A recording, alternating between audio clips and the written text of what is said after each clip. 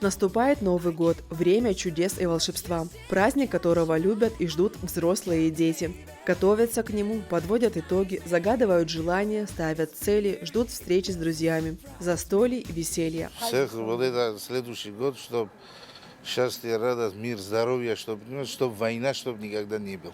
Приятно смотреть на город, который готовится к Новому году, преображаясь на глазах. Все больше огней, украшений, света, музыки и волшебства. Все краше становятся витрины магазинов и лавки с елочными игрушками и подарочными наборами. На центральной площади установили главную новогоднюю красавицу – светящуюся елку и сцену, на которой будут выступать лучшие творческие коллективы района. Улицы украсили светодиодные огни и гирлянды. Везде звучит музыка, и в воздухе царит ощущение приближающего праздника. Новогодняя елка украсила и здание администрации. С Новым годом, самурзаханцы! Желаю наилучшего счастья и радости, что этот год принес нам всего хорошего. Живите, здравствуйте! Отмечайте Новый год веселее!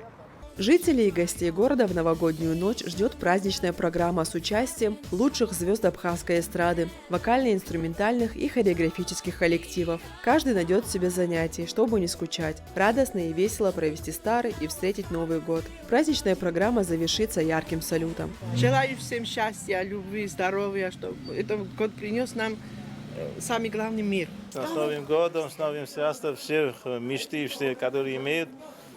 Всех, чтобы сбылось. Гал готов к встрече Нового года. Остается надеяться, что Новый год не заставит себя долго ждать и принесет в каждую семью Абхазии мир, гармонию, благосостояние и ощущение праздника.